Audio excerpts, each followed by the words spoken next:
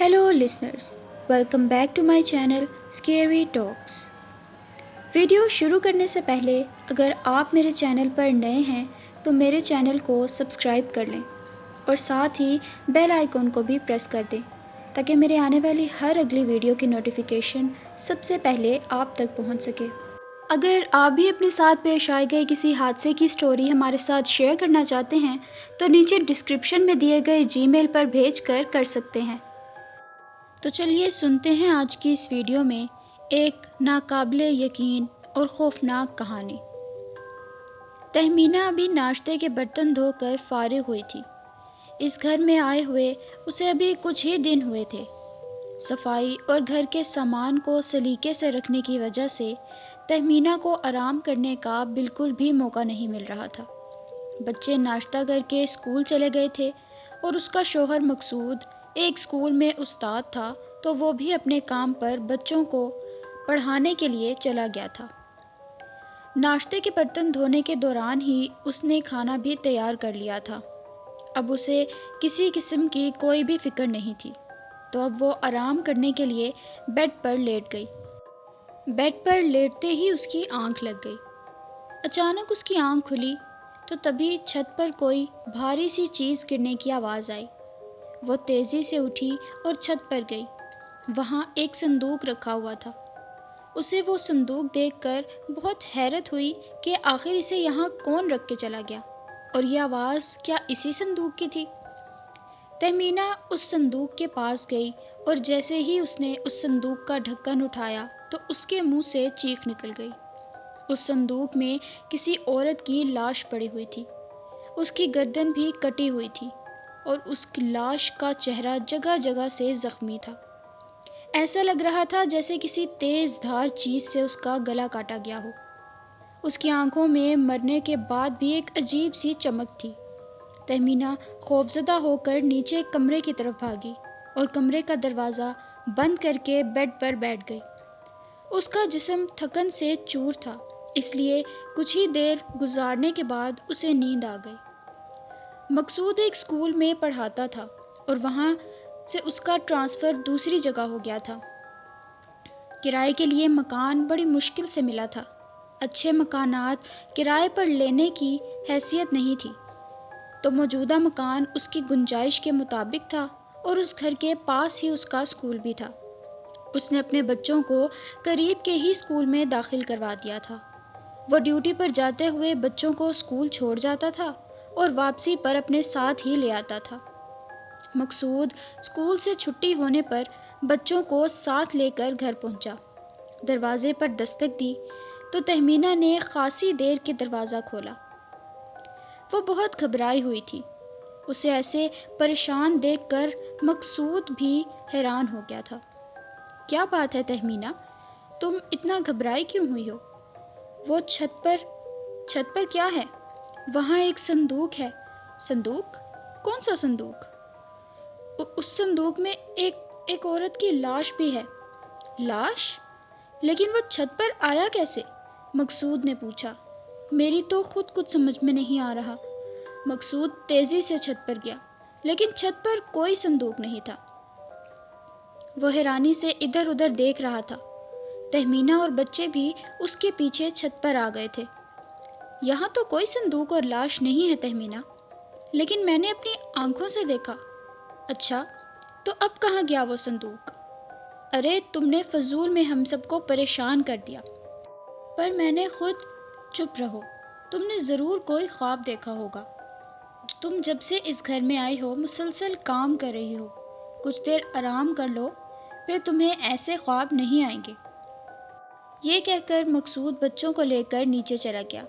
उसके पीछे पीछे तहमीना भी नीचे ही आ रही थी, लेकिन अभी भी उसके जहन में वही बात चल रही थी। दूसरे दिन फिर से वो इसी सोच में थी कि अचानक उसे सीढ़ियों से किसी के नीचे उतरने की आवाज़ आई। वो चौंक गई। उसने जल्दी से जाकर देखा तो वहाँ एक खातून खड़ी थी। जब उसकी नज़र उस औरत के चेहरे पर पड़ी तो उसका चेहरा खौफ के मारे सफ़ेद हो गया। तहमीना को परेशान देखकर वो औरत मुस्कुराई। ये वही औरत थी जिसकी लाश कल उसने उस संदूक में देखी थी। جب یہ مر چکی ہے تو یہ یہاں کیسے کھڑی ہے؟ اس نے سوچا کہ کہیں یہ اس کی ہمشکل تو نہیں۔ یہ سوچ کر اس نے اس عورت سے پوچھا کہ تم کون ہو؟ اس عورت نے کوئی جواب نہ دیا تو تہمینہ اس عورت کے پاس گئی اور وہ عورت وہاں سے ایسے غائب ہوئی جیسے وہ وہاں تھی ہی نہیں۔ اس کے غائب ہو جانے پر تہمینہ کو خوف محسوس ہوا اور وہ بھاگ کر اپنے کمرے میں چلی گئی۔ بیڈ پر بیٹھ کر خوف کے مارے وہ گہرے گہرے سانس لے رہی تھی۔ اچانک گھر کے دروازے پر دستک ہونے لگی۔ وہ فوراً دروازے پر گئی اور دروازہ کھولا تو مقصود بچوں کے ساتھ کھڑا تھا۔ اس نے تہمینہ کو خوف میں مبتلا دیکھا تو پوچھا، کیا بات ہے؟ آج پھر پریشان لگ رہی ہو؟ تہمینہ سوچ میں پڑ گئی کہ یہ بات وہ اپنے شوہر کو بتائے یا نہ بتائے، کیونکہ اسے معلوم تھا کہ مقصود اس کی بات پر یقین نہیں کرے گا اور ابھی بھی اسے ایک برا خواب سمجھ کر بھول جانے کو ہی کہے گا۔ تہمینہ نے یہ سوچ کر نہ بتانے کا فیصلہ کر لیا کہ جب اس طرح کے واقعات اس کے ساتھ پیش آ رہے ہیں تو وہ مقصود کے ساتھ بھی پیش آ سکتے ہیں، تبھی ان کو میری بات پر یقین آئے گا۔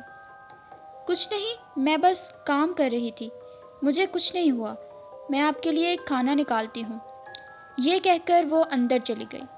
کھانا کھاتے ہوئے مقصود سوچ رہا تھا کہ کوئی بات تو ضرور ہے، یہ ایسے گھبرانے والی نہیں ہے۔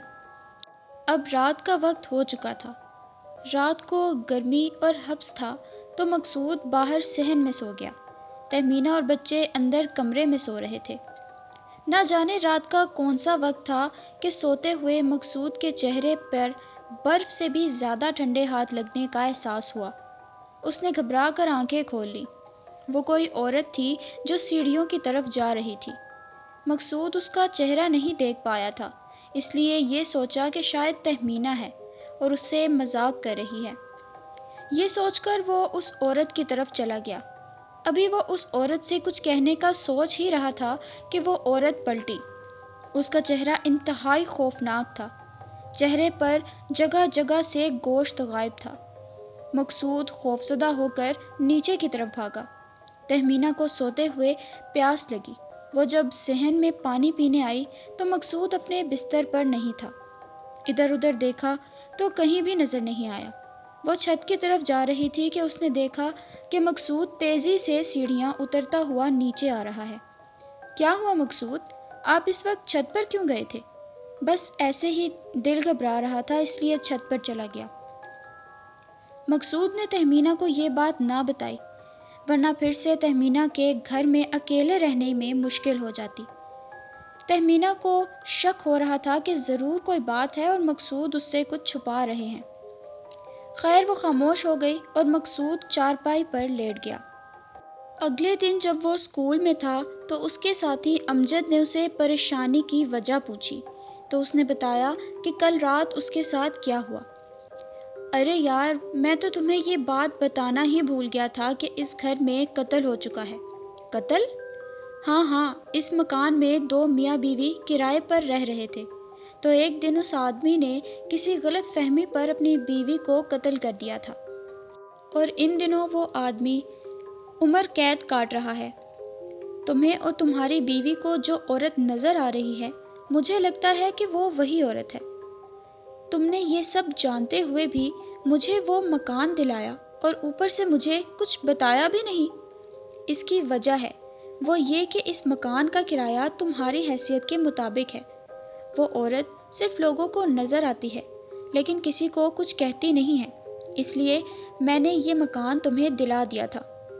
تم 1 مہینے اس مکان میں رہ کر دیکھ لو، اگر اس عورت کی روح تنگ کرے تو پھر کوئی اور مکان دیکھ لیں گے۔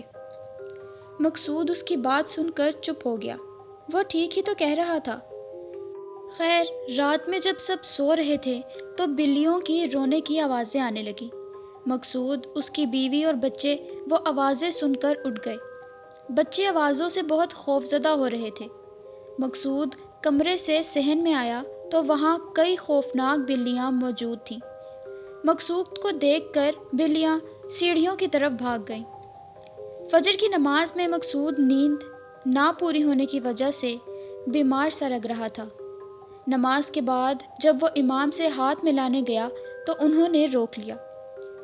تمہاری طبیعت تو ٹھیک ہے نا میاں؟ جی ٹھیک ہے، لیکن تمہاری آنکھیں بوجھل سی محسوس ہو رہی ہیں، جیسے نیند پوری نہیں ہوئی۔ امام نے پوچھا۔ رات بلیوں نے رو رو کر نیند پوری ہی نہیں ہونے دی۔ یہ کہہ کر مقصود نے تمام واقعات امام صاحب کو بتا دیے۔ ہاں میاں، اس مکان میں ایک قتل ہوا تھا، لیکن اس عورت کی روح بری نہیں ہے، اس لیے وہ کسی کو بھی نقصان نہیں پہنچاتی، مگر وہ گھر کے لوگوں کو خوفزدہ تو کر رہی ہے نا امام صاحب۔ ہاں یہ بات تو تم ٹھیک کہہ رہے ہو، بچے اور خواتین تو ڈرتے ہوں گے۔ اس کی تدبیر تم یہ کرو کہ تم گھر میں نیاز دلاؤ، اس روح کے ایصال ثواب کے لیے قرآن خوانی کراؤ، پھر وہ تمہیں گھر والوں کو نظر نہیں آئے گی۔ ٹھیک ہے، میں ایسا بھی کر کے دیکھ لیتا ہوں۔ پھر مقصود نے اپنے گھر میں اس روح کے لیے قرآن خوانی کرائی اور محلے کے چھوٹے بچوں میں نیاز بھی بانٹ دی۔ اس کے اس عمل سے پھر کبھی اس عورت کی روح انہیں نظر نہیں آئی۔ اس کے نظر نہ آنے پر اب گھر والے بھی مطمئن ہو گئے تھے۔ کچھ دن بعد ایک رات مقصود کے خواب میں وہی عورت آئی اور اس نے کہا کہ میری روح بہت بے چین تھی، تمہارے عمل سے مجھے بہت قرار آ گیا ہے، میں تمہیں یا تمہارے بیوی بچوں کو اب کبھی بھی نظر نہیں آؤں گی۔ صبح اٹھنے پر اس نے رات کا خواب امام صاحب کو بتایا، جس پر وہ بولے کہ اب تم بے فکر ہو کر اس مکان میں رہو، اب کوئی پریشانی کی بات نہیں ہے۔ اپنی بیوی سے بھی اس بات کا ذکر کر دینا تاکہ اس کے دل میں بھی جو خوف ہے وہ بھی چلا جائے۔ تو دوستو، یہ تھی میری آج کی ہارر سٹوری۔ میں امید کرتی ہوں کہ آپ کو میری آج کی ویڈیو پسند آئی ہوگی۔ اگر پسند آئی ہے تو میری ویڈیو کو لائک کریں، شیئر کریں اور سبسکرائب کریں میرے چینل کو مزید ایسی ہارر سٹوریز سننے کے لیے۔ اگر آپ بھی اپنے ساتھ پیش آئے گئے کسی حادثے کی سٹوری ہمارے ساتھ شیئر کرنا چاہتے ہیں تو نیچے ڈسکرپشن میں دیے گئے جی میل پر بھیج کر سکتے ہیں۔ میں ملوں گی اب آپ سے ایک نئی ہارر سٹوری کے ساتھ۔ Thanks for watching.